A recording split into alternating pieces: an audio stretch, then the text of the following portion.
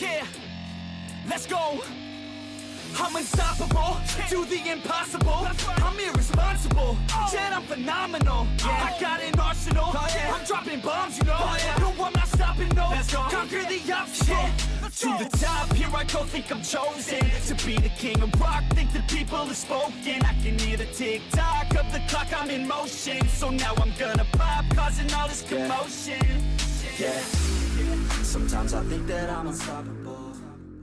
Hey, how y'all doing? It's Jason Mace with the Lamentable Report. I'm here this Sunday morning getting ready to bring you some interesting and fascinating thoughts from this redneck brain. So it's been a minute since I've been here. I took a little time off right there at the holidays. We celebrated Christmas. So those of you who I haven't had a chance to, Merry Christmas. Happy New Year. I also celebrated my 3rd year anniversary with my wonderful wife, Tracy.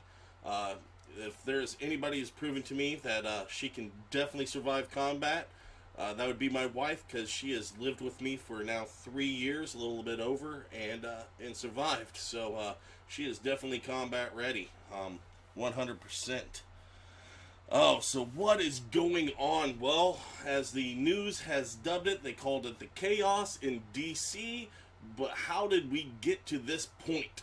How did we get to the point of where Republicans were storming the Capitol building? Well, we're going to do a little rewind for all the leftists out there. Little rewind to figure out what was going on. Alright?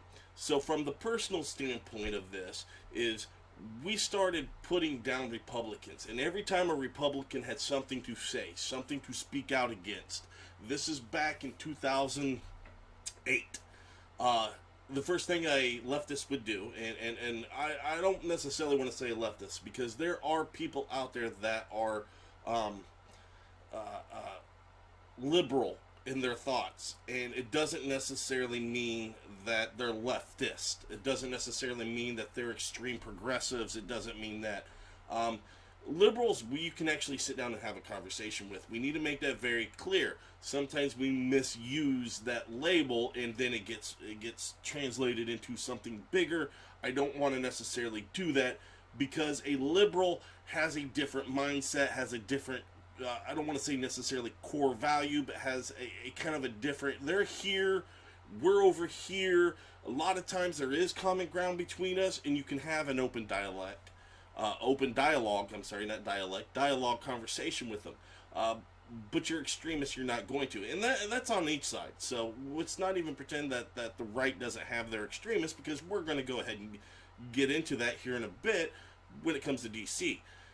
But in 2008, in order to shut down the conversation, it seemed like every time you had a disagreement with the opposing side, you were automatically said you were racist. I cannot count how many times I've had conversations with people when it came to policies that former President Obama had done, whether it was healthcare or anything, even some of the stuff that I agreed with him with immigration and along those lines. We got hammered on the right. We were told we were racist, that we were Nazis, we were gun-toting rednecks. I mean, let's just go with the name of my show, the Lamentable Report. The Lamentable Report. Lamentable means deplorable. I've taken that from Clinton, who called us a bunch of a basket of deplorables. I mean, that's where things are actually very real. We started going into this extremist colony, or not colony, I'm sorry, but this extremist segregation of groups. You had the right calling the left snowflakes. They were sensitive to everything. They had to wear safety pins. They were the diaper party. You know, they just had to be in their safe spaces. And again, I mean, we can always come back to that, and it really does resonate that these are people that had to go to their safe spaces, so they hid behind their keyboards, they hid behind places like YouTube, they hid behind their ideas, which were protected by the Second Amendment, and they forced it out there, and they were free to sit and call the right Nazis, and they were to demonize the right, to say that we hate all black people, which is a complete fallacy. that we hate all black people. It doesn't even come close to that. Really, the right's super inclusive. How you get into this club is you got to care where your paychecks come from. You got to care where your taxes go. You got to care about Christian values. And really, I'm saying these, and as I'm saying them out loud, I realize that sometimes they're not. You have gay conservatives, and I can tell you right now, with gay conservatives, they don't line up with everything that I believe in. But they're not kicked out of the group. We don't kick them out of the group because they don't have every line checked, every part crossed that they have to come down to. Really, what it comes down to is, do you believe in free handouts, or do you believe in by a lack of a better term, grabbing yourself by the bootstraps and pulling yourself up? Well, that's what conservatives believe. They believe hard work will get you what you want. The American dream is not given to you, but it's earned. And there's a lot of things that the left put into play. They put into their different policies and everything else. Is like, oh, here we're going to give you a handout. So now you fast forward into the 2020 election. You have had 2016 election. You have Barack Obama. He comes to his last term as president. You have Hillary Clinton. You have, of course, President Trump right now. And what happens? Well, again, this whole rhetoric of evil, maniacal, money-grubbing empire is pushed to the core again. How is it pushed to the core? Well, let me tell you. So, if you don't know what was going on in 2016 or 2015, 2016, there was a Steele dossier. If you don't know anything about the Steele dossier, here's the short run of the Steele dossier. The Steele dossier was bought from an intelligence company by the Clinton Foundation. The Clinton Foundation then used this, handed it over to the Obama administration, or the Obama FBI. They then put it in front of a judge, a FISA judge. FISA judge said, FISA judge is the one who gives out the wiretaps and stuff like that. So now they started tapping a presidential candidate. While wiretapping the presidential candidate, obviously Trump won. And then all of a sudden there was Russian collusion. Now all of a sudden you go into the Mueller investigation. You really want to kick. If you really want to kick, I know it's out there on YouTube. Look it up.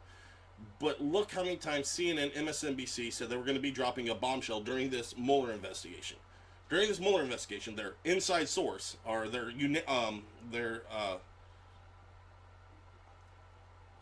excuse me, my mind went blank. Anonymous source. Their anonymous source was sitting there telling people, or they were using anonymous sources. Now, if you really want to see some shady type journalism, anonymous sources. If that's the only thing you have, now I understand that somebody's going to come back and they're going to be like, hey, you got to protect your sources. I understand you got to protect your sources, but at some point, maybe not right at the beginning, but at some point, you have to come back and say, okay, our anonymous source was wrong. So that's why in journalism, you're not actually supposed to use anonymous sources as many times as you do. What ends up happening? Well, I'll tell you. CNN, MSNBC, New York Times, major news, LA Times, they all use these anonymous sources, but they use them to extremes. And what I mean by that is that it's very hard to sit back and take a article from CNN when they say, well, anonymous source close to the president. Well, how do we vet that? How do we know that anonymous source is telling something correct? So then they put it out as an opinion piece. That opinion piece then becomes a truth to people. Opinion is not truth. Opinion is very much that. Like right now, what I'm doing is an opinion piece. I'm not speaking a truth, I'm speaking my truth. But my truth does not necessarily resonate into someone else's truth. My hope is that it hits a group of people, that it does, and they agree with me. But even if you don't, that's perfectly fine. I don't care. You can leave your comments. Don't care. You're not going to hurt my feelings. But now we go ahead and go into this Mueller report. Comes out the Mueller report, there was no Russia collusion. Even though Nancy Pelosi already had the articles of impeachment written up for Russia inclusion. So now we're going to spend the next 4 years, actually, to be honest, the next 3 years of the Democrats sitting there saying, we are going to impeach the president. We're going to impeach the president. We're going to impeach the president. The president's going to be impeached. The president impeach. My freaking head explodes. Why? Because that's all they did for 3.5 years was talk about impeachment. Impeachment. They didn't do their jobs. What happened? Coronavirus hits. They're not doing their job. Why? They're too worried about impeachment. They're too worried about getting Trump out of there. They're too worried because the election by many Democrats was stolen. Stolen. Now, I'm going to use that word, stolen, by the Republicans. Stolen by Trump. That Trump should not be president. Trump is not the president. That it should have been Hillary Clinton. But it wasn't. And it wasn't stolen. And there's nothing that can come back and actually say, yeah, you know what, you're right, it was. It wasn't stolen. There wasn't massive voter fraud. There wasn't anything along those lines. So now we go into 2020. Now, Republicans have literally, for the last 12 years, been called racist. They've stolen elections. They have done everything they possibly can to demise the government and bring down and lift this tyranny of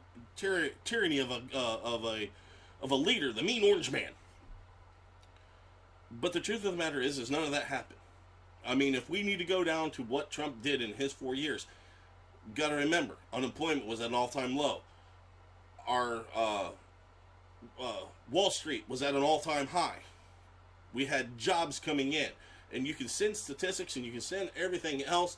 But here's the thing, is I have talked to people from one end of this country to the other end of this country. People, because I am a supervisor and I actually talk to other people in business. They were telling me the same thing across the line, from East Coast to West Coast. Jobs were so plentiful they were having hard time filling them. I have positions in my company, and I've said this before, that I cannot fill because I cannot find the right candidate. And it's not because it hasn't been out there. It's not because we're not using the right HR system. They're just a lot of jobs in my area right now. So it makes it very, very tough to find a right candidate.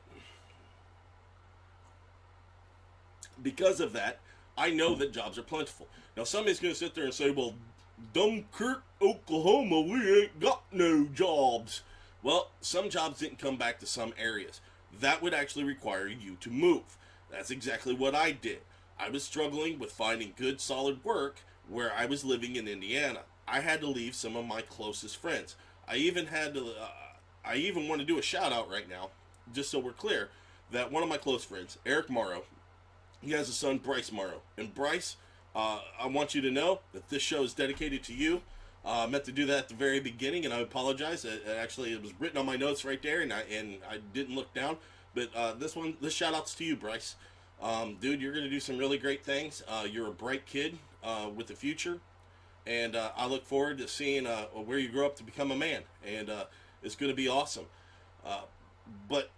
And we need more people like you, Bryce. We need more people that are willing to think, willing to not necessarily, I'm not saying push the envelope, but I want you to be able to figure out things for yourself, not allow other people to give you your opinion. Create your own opinion based off of facts that you have, and then present them. So you have the election. We're going to go back. So we have the election, the 2016 election, which was completely smeared by the Democrats for the last 4 years. Unemployment's low, jobs are out there, we have all these great things going on, but what happens? What is going on? Coronavirus hits. First thing that happens with the coronavirus is we're told that it's no big deal. Go out and hug a Asian, go out and travel on cruises. Shutting down the borders is xenophobic. And oh poop, we were wrong. President's not doing enough now. He should have shut down more borders. He should have. Every time the president did something, the media came out. They switched the narrative, and at first he was doing too much. Now he was not doing enough, and people are going to die. But let's go ahead and go back with that. You have the Democrats reporting out that had we done nothing, there would have been over 2 million deaths. If we would have done something, there would be anywhere. And this number changed quite often. I mean, we went from 800 to 1.2 million people would die because of this coronavirus by the end of the year. Turned out that was wrong. 360,000 people died. But what happened? Once they got to August, they realized that, our numbers are a little bit wrong. So we're going to say that it's going to be 500,000 to 800,000. Started getting into September, they realized they were wrong again, so they shot out, oh, it's going to be 500,000. They were wrong again. Then they said, oh, it'll be 500,000 by February. They constantly are changing the amount of deaths to put on the Republicans and put on President Trump, because that's exactly what they're doing. They're not necessarily attacking President Trump anymore. They're trying to attack all Republicans, make it all in one large lump sum by using him as the head, which is atypically how it does work in politics. So they attack President Trump, saying that, hey, he's all these people are dead because of him. Even though they've changed their numbers so many times, they've changed their numbers that it's actually quite ridiculous. Now you go into the 2020, the coronavirus election, as I like to call it, the era of coronavirus election. You have Biden, who stays in his basement, doesn't do anything, but the media pushes that strong narrative all the way around. Who won this election? Well, it wasn't Biden, and it most definitely wasn't Trump, but it was the media who won the election. The media determined who the president was going to be this year. They've put their 10 cents in other ones, but this year this was a media-driven election. So what happened? CNN, MSNBC, all the liberal media sites went all in, and they pushed Biden. Biden won. I'm telling you, Biden won. Biden here in just a few days, 10 to be exact, will be inaugurated into the White House. He will become the 46th president of the United States, and he will be our president for the next 4 years, provided that he doesn't have some kind of mental breakdown or whatnot, and Kamala Harris becomes it. Now, why are we going through all this lot of stuff that you already know? Because I am going to tell you right now, you are not going to hear about Biden. You're not going to hear about him at all. What do I mean by that? Is I get multiple news feeds every single day. And I can tell you right now that the headlines on the news feed have yet to be Biden. There's a few things where Biden and Harris condemned what happened up in D.C., and there is calls from other Democrats with the condemnation of it. But again, the headline is all Trump. Trump, evil bad man. Trump, evil bad man. They're not going to go, what is Biden doing? Where's our leadership at right now? Well, I'm going to tell you where some of our leadership is. Right now you have Nancy Pelosi already starting to write up new articles of impeachment, because that's the only thing she knows how to do anymore, is write articles of impeachment. I am relatively sure that guy that was sitting at her desk could probably open up the first drawer and be like, articles of impeachment, already pre-written. Why? Because that is what Nancy Pelosi has done. She hasn't done anything else for the American people except for fight the Republicans so much that it left small businesses out there flapping in the wind. And what's Biden doing? Hiding in a basement, more than likely. Come out, give your 2-second speech, go hide in a basement. Why? Because Biden's always going to get the fluff piece. No journalist is going to go after him. Even the toughest journalism from Fox News isn't going to go after him. Not the way he needs to be gone after. Who's going to go after him? Well, people like myself are going to raise questions. Unfortunately, I don't have the clout power to go ask him questions. But you have Breitbart, you have the Daily Wire, you have PragerU, you have all kinds of journalists that come from those particular outfits that will physically actually try to ask these questions and actually go after them. What does this mean in the long run? There's going to be a lot more chaos. I'm not necessarily saying that there's anything that's going to be like in D.C., but there is going to be chaos. And we're going to go ahead and talk about D.C. real quick. What happened in D.C. I condemn. I'm going to tell you right now, I don't ever believe in violence. I don't want to see violent acts happen. I mean, people are going to be like, oh, you have the "don't tread on me" flag in the back. What are you trying to say? Well, I'm telling you what I'm trying to say. What I'm trying to tell you right now is I don't condemn violent acts. Violent acts are a last resort. Being upset that you lost the election, being upset because they refuse to answer questions, I understand. But being upset and taking over a building, hurting police officers, a lady was killed, a 14-year vet from the Air Force was shot and killed. this is not good things. These are not good things. Nobody should ever go to their work. I tell my employees all the time, you should never come into work and actually have a fear. Fear of being harassed, a fear for your life, a fear of anything. And that should stay true for Congress. They shouldn't be going to work and wondering if there's going to be stormed and they're going to be strung up and whatnot. That's not how our society works. We're a civilized society. So, again, I condemn. Now, am I putting the chaos in D.C. in the same racket as Black Lives Matter and Antifa? Yes, I am. 100% I'm putting that in. Without any kind of argument that will be sustainable, because I can't condemn one and then say it's okay from my side. My side, it's not okay. All right? Protests are fine. I'm perfectly fine with protests. Black Lives Matter want to protest. Antifa wants to protest. The right wants to protest. Proud Boys want to protest. I'm fine with. Burning property, destroying private property, I'm not fine with. The leader of the Proud Boys was kicked out of D.C. His name escapes me right now, or one of the leaders of the Proud Boys. A Latino man, by that, so not white supremacy, but a Latino man, actually Latino African man, was kicked out of D.C. because he burned a flag, Black Lives Matter's flag.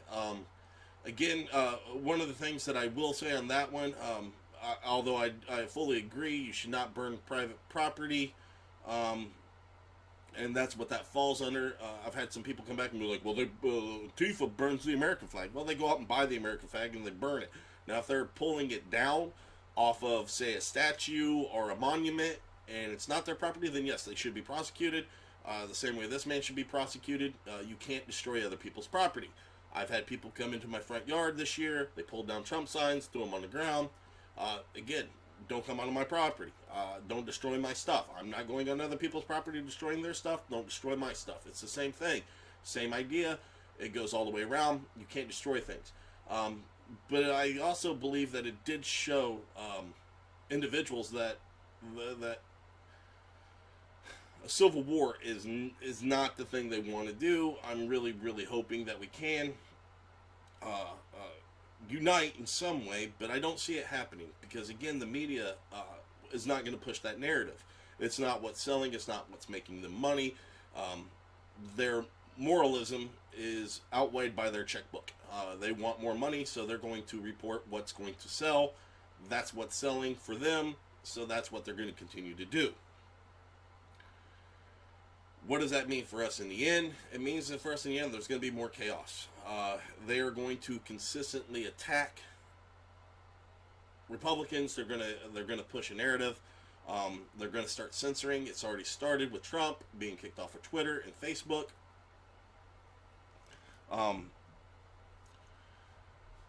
Once you start censoring, once you start that process, it is going to be a very slippery slope. Our media just doesn't care. Big tech just doesn't care. It's all about what they want. They sit there and say, we're doing this to save people, but I will tell you this much. There are too many examples. The biggest examples I will give you are AOC is still on Twitter, AOC is still on Facebook, and she's still on social media. And this was after she said that anybody who voted for Trump, there should be a list. Or she retweeted, really. I don't believe she actually said, but she retweeted this, which was from somebody from her administration. They want to come after Republicans now, and we might have, what happened in D.C. set a lot of that in motion, or really pushed it even further in motion, I should say. And we're going to see. We're going to see what happens.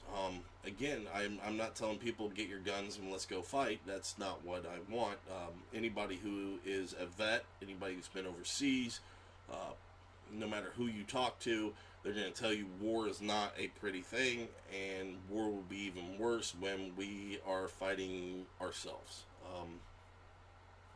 It's one thing to fight an enemy overseas. It's another thing to fight brother versus brother. I mean, if you really want to understand anything about the Civil War, read up on what it was like for a soldier. Not what happened with the war, not the politics of the war, but what happened to the soldier. what happened to his mindset, knowing that he was killing fellow Americans. And that will give you a little broader perspective of what was going on. On an end note, I want you guys to know that I appreciate everything you do. If you like the show, go ahead and hit the subscribe and the like button. Pass this on to friends. That's all I can ask you to do. I appreciate you. Appreciate what you guys do. I'll let you know that we're preparing other shows. Hoping to have a show every week, and from here on out, we're going to talk about what Biden's going to do for the black community, or the minority community in general. Kamala Harris, the piece of work she is, the pandering Kamala Harris. If you haven't caught it, look it up on YouTube. She's going to tell you what what exactly the different holidays over this past couple weeks, or over this past month, have meant to her. This is a lady who will tell you about Hanukkah, Kwanzaa, Christmas, everything. She'll pander to anybody and anybody who will listen. So, this is Jason Mace with the Lamentable Report. I'm signing off, and thank you. Hey, it's Jason with the Lamentable Report. I'm super stoked that you actually watched my video. If you could hit the subscribe button, ring that bell. If you're on Parler, go ahead and hit the echo. If you are on Facebook, go ahead and like and share with your friends. Every little thing that you do actually helps along my show. And as you see, we can start putting up more stuff, like the Don't Tread on Me flag, which is my personal hope that there is a social warrior justice's head out there watching that and going, ah! Because that is what we're here for. I am here to put out an opinion that I feel is the strong majority of a lot of people that are watching my show. And if it's not your majority, I don't care. It's not about you. So, again, thank you for your support, and we look forward to putting out more videos.